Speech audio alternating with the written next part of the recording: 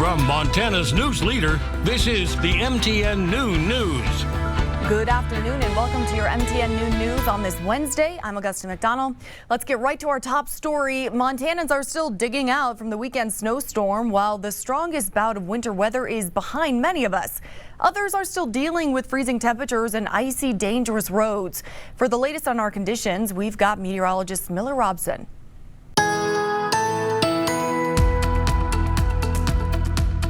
Well, Augusta, it is cold out there. In fact, we still have a cold weather advisory in effect up there in those black shaded areas until 1 p.m. today. Wind chills as low as 30 to 35 below possible. It's warmed up just a bit with those wind chills, but still very, very cold. All of the region, for the most part, below zero, and some of us into the double digits below zero because it's so cold out there. Actual temperatures, some of us still below zero with the actual temperatures, and some of us seeing a little bit of snow. And there is still a chance of some snow across the region today into this evening. Maybe Friday, a better opportunity. We could see more of that snow coming into play. We'll talk about all these watches and warnings and advisories coming up.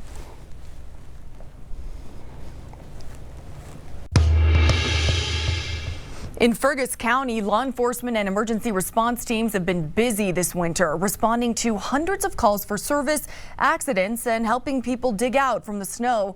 MTN's Anissa Coomer goes inside the numbers. Severe winter weather means an uptick in accidents and stranded motorists. The Fergus County Sheriff's Office and Lewistown Public Works were especially busy keeping roads clear for emergencies. The Fergus County Sheriff's Office and other emergency services were busy responding to calls the storm brought in, including minor crashes, stranded motorists, and slide-offs. Usually, the biggest problems we have are when the first storm hits. You know, people are still commuting, trying to get home, get to where they got to go to get off the road. Sometimes that storm will catch them. So we had some stranded folks that we went and picked up. We always try to make sure that we've got supplies in our patrol vehicles. The Sheriff's Office recommends to keep blankets, water, and snacks in your vehicle in case you get stuck or stranded. They also work closely with other services like the City of Lewistown Public Works to clear roads so emergency vehicles can get around. Everybody's out there all night plowing, trying to keep things open.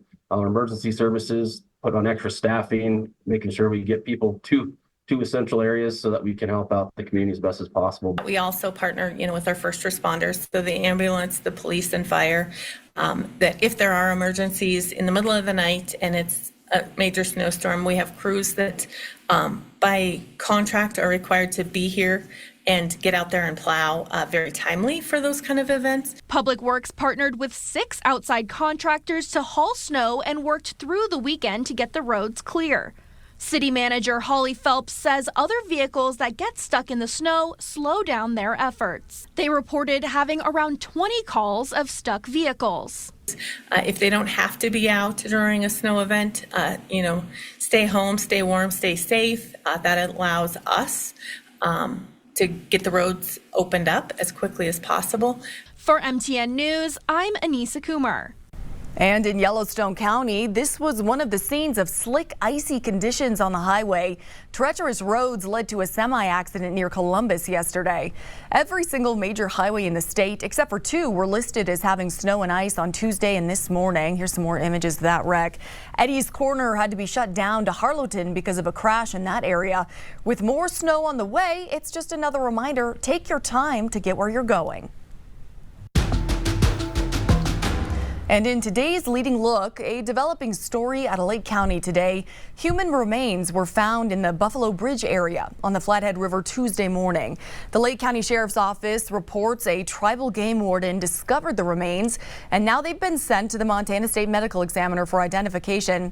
This case, of course, still under investigation. We'll update you as we learn more. And in Billings, a man could now face criminal charges after an early Tuesday standoff at a home in the Billings Heights. Billings police say 53-year-old William Van Meter could be charged with criminal endangerment and assault on a peace officer after they responded to a home on Jerry Lane to the report of gunshots. Officers say one person, Van Meter, was inside a home firing multiple rounds outside. Negotiations continued for several hours before he came outside and was arrested. Nobody was injured in that that incident. And Montana Fish, Wildlife and Parks says hunters submitted the most samples ever for chronic wasting disease testing during the 2024 to 25 hunting season.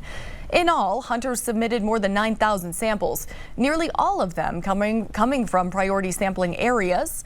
335 samples came back positive, including 202 white-tailed deer and 127 mule deer and 6 elk. And let's take a look at what's going on at the legislature. The next time your city or county proposes a local tax levy, it might look different on your ballot. That's if a bill currently under consideration passes the Montana legislature. MTN's Jonathan Ambarian breaks down this new proposal. Supporters of House Bill 20 say a lot of the shock that Montanans feel from rising property taxes comes from voted levies when cities and counties ask voters to support funding for a specific purpose, like police, fire, or other services. This bill would change the way that cities and counties calculate and collect that money.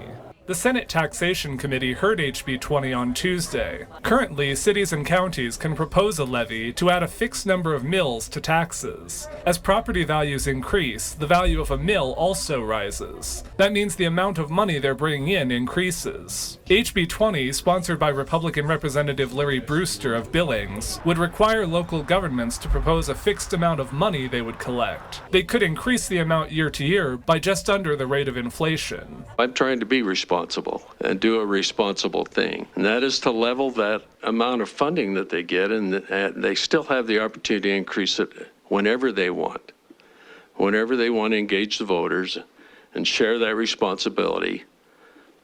That's a good thing. The bill drew opposition from some local governments who said they're worried they might get voter approval to add services, then have to lay people off if costs rise. Our voters know when and where and for what purposes they will support voted mill levies. In the past year, as you probably heard, almost no voted mill levies were approved across the state, and there were millions of dollars put before the voters, and they mostly said no. So they know what they're doing. We want to continue to ask them when and where they want to support something. Republican Senator Greg Hertz, who chairs the Taxation Committee, questioned whether it was fair to expect local taxpayers to pay double for these levies if the value of their home doubles. We need some type of equalization here where local governments are looking at what the taxpayers can afford. HB 20 has already passed the House. If the Senate approves it without making changes, it will go on to Governor Greg Gianforte's desk. In Helena, Jonathan Ambarian, MTN News. We live in a world of digital misinformation where it's easy to get tricked into believing something is legitimate when it's not. But what about teenagers who are constantly consuming all kinds of media? Are they savvy to the spin? For Scripps News Literacy Week, MTN's Jill Valley sat down with a group of high school seniors at St. Ignatius High School and learned they consume their news with a healthy side of skepticism. TikTok, Instagram, and Snapchat and Twitter. Instagram, Snapchat. TikTok. I don't really trust Instagram. I have them all on my phone. Instagram, Facebook, whatever Twitter is called now, X. If there's one generation that knows its way around an app, it's this one. Smartphones have been a part of their childhood landscape. Because they know the digital world so well, many teens aren't as easily duped by what they see and read. I don't think that Donald Trump has 37 kids across China. It's like crazy stuff like that.